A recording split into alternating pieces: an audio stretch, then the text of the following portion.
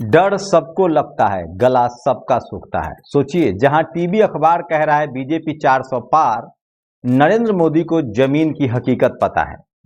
अभी हाल ही में दिल्ली में एक कार्यक्रम हुआ था, बीजेपी का अधिवेशन। उसमें प्रधानमंत्री नरेंद्र मोदी के स्वागत करने के लिए जेपी नड्डा और उसी समय अमित शाह और देश के डिफेंस मिनिस्टर राजनाथ सिंह थे। राजनाथ सिंह तो बाकायदा उस माला में घुसने की कोशिश कर रहे थे, लेकिन प्रधानमंत्री ने आंखें तरेरी। अमित शाह को तो पता ही है, जेपी नड्डा को पता है।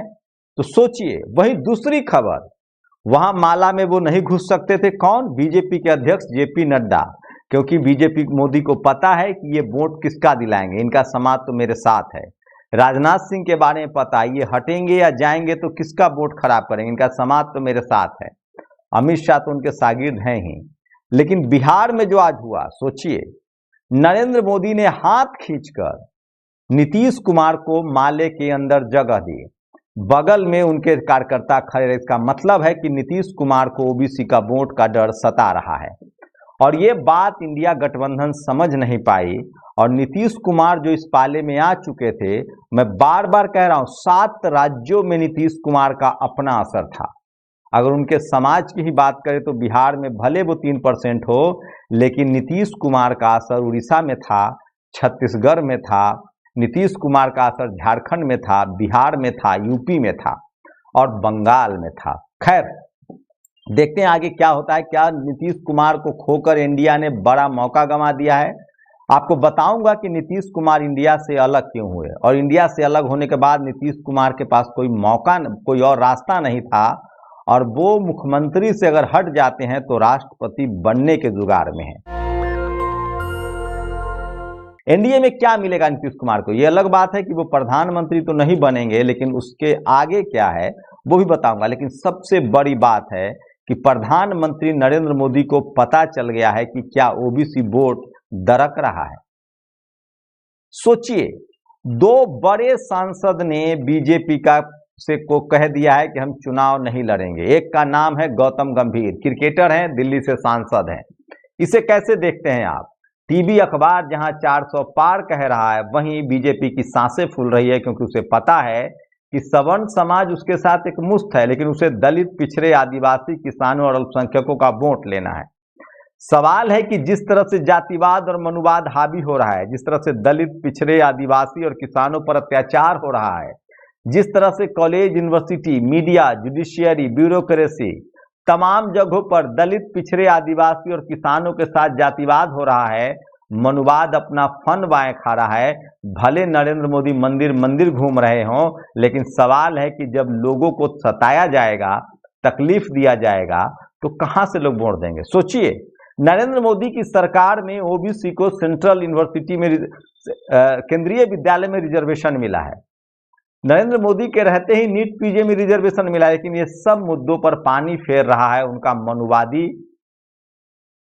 लोग, जो जातिवाद और मनुवाद की सरकार कह रहे हैं और जो जातिवाद और मनुवाद कर रहे हैं। और आरएसएस से बीजेपी को बचना पड़ेगा। अगर नरेंद्र मोदी की हार होती है तो उसकी सबसे बड़ी वजह होगी वो तमाम संघी सोच वाले आदमी जो दलित, पिछड़े, आदिवासी और किसानों का हक खा रहे हैं और जातिवाद का नंगा नाच खेल रहे हैं। सोचिए, दिल्ली में आम आदमी पार्टी और कांग्रेस का गठबंधन क्या हुआ? गौतम गंभीर ने पाला ही बदल दिया और कहा कि मैं चुनाव ही नहीं लड़ूंगा। झारखंड में हेमंत सोरेन की गिरफ्तारी ही क्या हुई? जयंत सिन्हा, जो मंत्री भी रह चुके, उन्होंने कहा कि अब मैं बीजेपी के टिकट से चुनाव नहीं लड़ूंगा।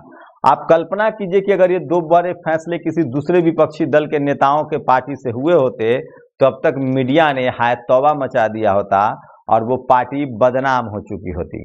लेकिन चूंकि मामला बीजेपी का है तो नरेंद्र मोदी मीडिया तो मैनेज कर पा रहे हैं। ये बात सच है कि टीवी अखबार मैनेज है, वो मैनेज कर ले पा रहे हैं। लेकिन सवाल है कि जो लोगों को घाव मिल रहा है, जो लोगों के साथ, लक्ष्मण यादव को कैसे मैनेज कर पाएंगे? एक नौकरी न देकर पूरे ओबीसी को आपने दुश्मन बना लिया।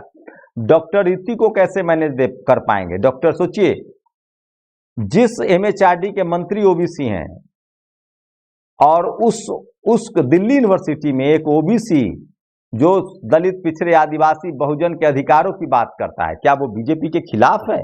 क्या नरेंद्र मोदी सोशल जस्टिस के खिलाफ हैं? क्या इस देश के जो शिक्षा मंत्री हैं वो क्या सोशल जस्टिस के खिलाफ हैं?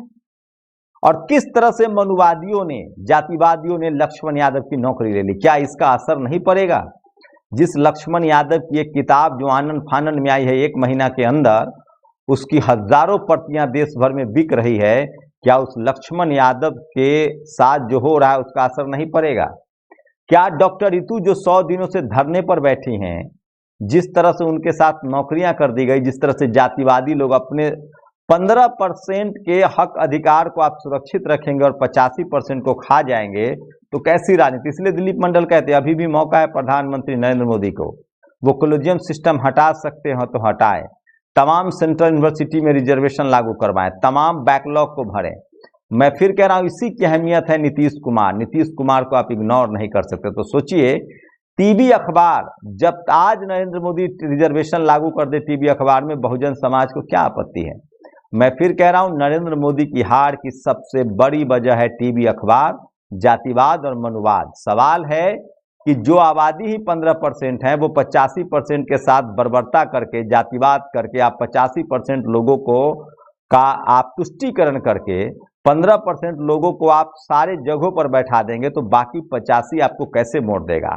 अब जमाना आगे निकल चुका है, पानी बहुत बह चुका है, दलित पिछड़े आदिवासी किसान एकजुट हो चुके हैं और यही डर है कि प्रधानमंत्री नरेंद्र मोदी को सता रहा है और वो चुन चुन कर दलित पिछड़े आदिवासी नेताओं को अपने पाले में लाना चाहते हैं। सोचिए कैसे आई थी बीजेपी, यूपीए 1 की सरकार थी, लालू यादव, रामविलास पासवान, बेनी प्रसाद वर्मा जैसे लोग थे। और सोचिए अर्जुन सिंह ने ओबीसी को रिजर्वेशन दिया था और स्कूल कॉलेज के दरवाजे खोले थे।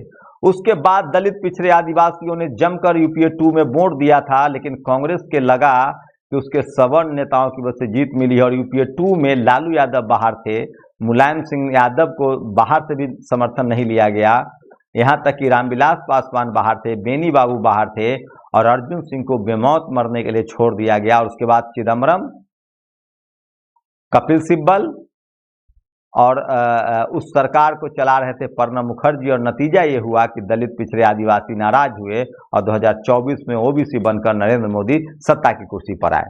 लेकिन आज फिर वही हो रहा है। आज तमाम दलित पिछड़े आदिवासी किसान अल्पसंख्यकों के साथ जिस तरह से दुर्व्यवहार हो रहा है वो समझना पड़ेगा बीजेपी को कि आप ओबीसी से दुश्मनी करके ओबीसी के हक अधिकार को छीनकर आप बच नहीं सकते। जिस तरह से 6800 सीटों के लिए यूपी में धरना प्रदर्शन चल रहा है, आप चुनाव जीत जाएंगे। तो सोचिए बीजेपी के 2 सांसदों ने किस तरह से मना कर दिया है कि हम चुनाव नहीं लड़ेंगे। क्या ये हार का डर सता रहा है? ये सबसे बड़ी खबर है जो मैं आपको बता रहा हूं। प्रधानमंत्री मोदी को डर सता रहा है, उनको लग रहा है कि अब चुनाव नजदीक है और जिस तरह से दलित पिछड़े आदिवासी नाराज हैं, इसलिए नीतीश कुमार को वो खींचकर माले में ला रहे हैं। तो सवाल है कि क्या टीवी अखबार के 400 पार कहने से वोट मिल जाएगा? क्या वोट डालना सिर्फ एंकर को है, टीवी अखबार को है? क्या इस देश में सिर्फ सवर्ण समाज को वोट डालना है? वोट तो इस पूरे देश को डालना है। जब तक दलित पिछड़े आदिवासियों को आप नाराज करते रहेंगे, कोई पार्टी इस देश में सत्ता में नहीं रह सकती है। बाबा साहब ने इतना इंतजाम तो कर ही दिया है कि आप दलित पिछड़े आदिवासी किसानों को 1 बार ठग सकते हैं, 2 बार ठग सकते हैं, 3 बार नहीं ठग सकते हैं। या तो उनका अधिकार दीजिए, जातिवाद मनुवाद खत्म कीजिए, राज कीजिए, कौन मना कर रहा है आपको, लेकिन आप दोनों एक साथ नहीं कर सकते हैं। आप तो सवर्ण तुष्टीकरण भी करेंगे, दलित पिछड़े आदिवासियों का हक भी खाएंगे, तो ये दोनों एक साथ नहीं चल सकता और यही दिख रहा है। बिहार हो, झारखंड में आपने आदिवासी मुख्यमंत्री को जेल में डाल दिया, बिहार में आप लगातार स्टेटस नहीं दे रहे हैं, नीतीश कुमार को इसलिए माला में खींच कर लाया जा रहा है। लेकिन बीजेपी के 2 सांसदों ने, जो अभी बाकायदा सांसद है, उन्होंने लगभग अपने पैर खींच लिए हैं। गौतम गंभीर और जयंत सिन्हा ने कहा है कि हम चुनाव नहीं लड़ेंगे। इसी बीच पॉलिटिकल खबरें, आकाश आनंद जो है वो हरियाणा में कॉन्सेंट्रेट कर रहे हैं, उनकी रैली चल रही है, Y+ उनको सुरक्षा भी मिल गई है, अच्छी बात है।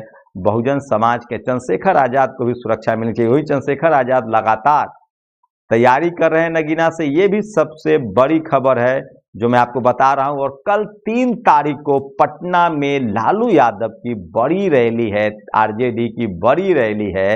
जिसमें जन सैलाब उमड़ने की उम्मीद है, क्योंकि तेजस्वी यादव ने बिहार के लगभग जिलों में 3500 किलोमीटर 10 दिन में चलकर तमाम लोगों को न्योता दिया है कि आप बिहार आइए। और किसी ने लिखा है, मालिक की शादी में मीडिया दीवाना। शुक्रिया। नेशनल दस्तक की आपसे गुजारिश है कि अगर इसको बचाना चाहते हैं तो नेशनल दस्तक को सब्सक्राइब करने के लिए रेड कलर के सब्सक्राइब बटन को दबाएं, फिर बेल आइकन की घंटी दबाएं। नेशनल दस्तक को बचाने के लिए बहुत जरूरी है कि हर खबर को शेयर करें, लाइक करें, कमेंट जरूर करें।